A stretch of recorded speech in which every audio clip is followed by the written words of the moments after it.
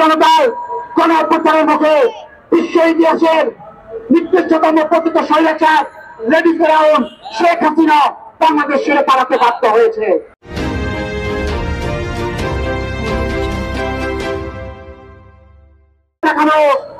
স্বাধীনতা সার্বভৌমত্ব প্রশ্নে মাতৃভূমির মর্যাদা রক্ষায় বাংলাদেশের জনগণ ঐক্যবদ্ধ।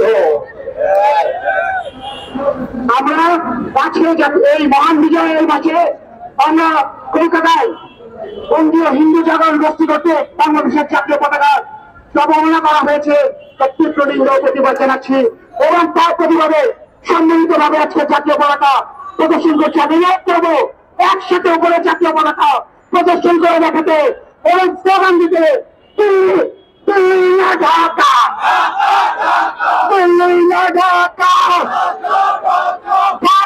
ঢাকা। ধন্যবাদ। সংগ্রামী সাথী বন্ধুগণ, আপনাদেরকে স্মরণ করে দিচ্ছি গত 5 পথ ধরে পালিয়েছে সিরিয়ার আরেক স্বৈরশাসক বাশার আল আসাদ। এবং আমি এখানে আশা প্রকাশ করছি ইনশাআল্লাহ পুরো বিশ্ব আরো একজন নেতাকে পালাতে দেখবে, সে হলো ভারতের বর্তমান প্রধানমন্ত্রী কসাই মোদী। গত 6 ডিসেম্বর পঞ্চগড়ের মমিনপাড়া সীমান্তে বিএসএফ এর গুলিতে আনোয়ার হোসেন নামে এক বাংলাদেশি হত্যা করা হয়েছে। তার আগে ঠাকুরগাঁয়ের বালিয়াগঞ্জ সীমান্তে সেপ্টেম্বর মাসে একজন জয়ন্ত কুমার সিং নামে একজনকে হত্যা করা হয়েছিল। সীমান্ত হত্যাকাণ্ড কিন্তু ভারত বন্ধ করে নাই। বিশ্বের বুকে সবচেয়ে উগ্রবাদী গোষ্ঠী উগ্রবাদী সরকার হলো ভারতীয় সরকার। তারা প্রত্যেকটা প্রতিবেশী দেশে উস্কানি দিচ্ছে, তারা প্রত্যেকটা প্রতিবেশী দেশকে অস্থিতিশীল করার ষড়যন্ত্র করেছে।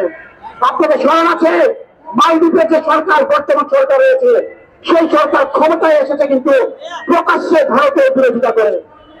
সেই সরকার আসার পরে ভারতীয় সেনাবাহিনী সৈন্যদের গ্রেপ্তার করার পদ্ধতি দিয়ে কিন্তু মালদ্বীপের সরকার প্রতিষ্ঠিত হয়েছে। নেপালে মনে করবেন না বাংলাদেশে সংখ্যাগরিষ্ঠ মুসলমান বলে এত ভারত বিদ্বেষ। নেপাল কিন্তু সংখ্যাগরিষ্ঠ হিন্দু রাষ্ট্র, তারপরে সেখানে ভারতীয় বিদ্বেষ রয়েছে। কারণ ভারত একটি উগ্রবাদী, ভারতীয় সরকার একটি উগ্রবাদী সরকার। তারা শুধুমাত্র প্রতিবেশী দেশগুলোতে দ্বন্দ্ব সংঘাত লাগিয়ে নিজেদের দাদাগিরি ফলাতে চায়। তারা শ্রীলঙ্কায় ব্যর্থ হয়েছে, পাকিস্তানে ব্যর্থ হয়েছে, পুরো মহাদেশে দক্ষিণ এশিয়ায় ভারতের কর্তৃত্ব করে দিয়েছে। ভারতের জন্য সবচেয়ে বড় আঘাত ছিল তাদের প্রান্ত শাসক, যাকে দিল্লিতে নববধূর আশ্রয় দিয়ে রেখেছে, সেই হাসিনার পতন ভারতের জন্য সবচেয়ে বড় কূটনৈতিক ধাক্কা ছিল। ভারতের যিনি নিরাপত্তা প্রধান রয়েছেন অজিত ডোভাল, আমার তো মনে হয় তাকে ভারতীয় জনগণের কাছে ক্ষমা চাওয়া উচিত যে সে ইচ্ছাকৃত ভাবে পরিকল্পিত ভাবে যে প্রত্যেকটা দেশে রয়ের মাধ্যমে যেভাবে ষড়যন্ত্র করছিল, প্রত্যেকটা দেশকে প্রত্যাখ্যান করেছে, ভারতের গণতান্ত্রিক চরিত্রকে হরণ করেছে, তার জন্য অজিত ডোভালের ক্ষমা চেয়ে পদত্যাগ করতে হবে। ভারত যে বাংলাদেশে কাল্পনিক কথা বলে এখানে হিন্দুদের উপর নির্যাতন করা হয়, আমি আজকে গণমাধ্যম বন্ধুদের কাছে জিজ্ঞাসা করবো, আপনারা কি জানেন কাশ্মীরে কিভাবে নির্যাতন করা হয়েছে? কাশ্মীরে মুসলিমদের উপর নির্যাতনের সময় তারা জুনায়েদ আহমেদ পলকের মতো ইন্টারনেট বন্ধ করে দিয়েছিল।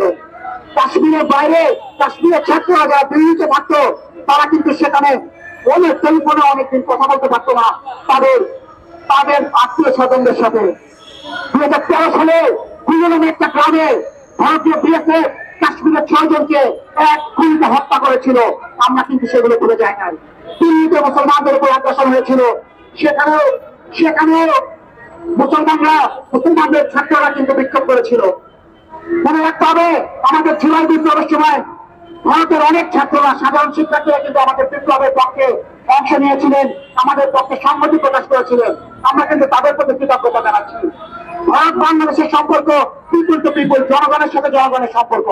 হিন্দুত্ববাদী মোদী সরকার এখানে কোনো দিনও আর কখনো দাবিদারি সরকার প্রতিষ্ঠা করতে পারবে না। আমরা কথা দিচ্ছি বাংলাদেশের পবিত্র জমিনের 1 ইঞ্চি মাটির দিকেও যদি তাকানো হয়, সকলের মধ্যে সেই চোখ আমরা উপরে ফেলব। ভারত শুধুমাত্র শুধুমাত্র যে তথ্য সন্ত্রাস চালাচ্ছে বাংলাদেশের বিরুদ্ধে তা না, রীতিমতো তারা পানি সন্ত্রাস চালিয়েছে। সিলেটে যে বন্যা হয় তার কারণ তাদের সেই পানি সন্ত্রাসের কারণে। আর এই ভারতের পানি সন্ত্রাস শুরু হয়েছিল মুজিব ইন্দিরা চুক্তির পরে। স্বাধীনতার পরে শেখ মুজিব এবং ইন্দিরা গান্ধী যে চুক্তি হয়েছিল সেটা ছিল ভারতীয় সরকার কর্তৃক বাংলাদেশের সাথে প্রথম এবং সবচেয়ে বড় মশকরা। সেই চুক্তির পরে ইন্দিরা মুজিব চুক্তির পরে 41 দিন আরেকটা বাঁধ খুলে দিয়েছিল ভারত। তারপরেও কিন্তু তারা পানি প্রত্যাহার অব্যাহত রেখেছিল, যার ফলে গঙ্গা নদী শুকিয়ে যায়। এখনো দেখবেন পদ্মা অববাহিত অনেক ছোট বড় নদী শুকিয়ে গিয়েছে। আমাদের এখানে যে বন্যা হয় তার অন্যতম কারণ ভারতীয় পানি আগ্রাসন। ভারতের আগামী দিনে যেভাবে শেখ হাসিনা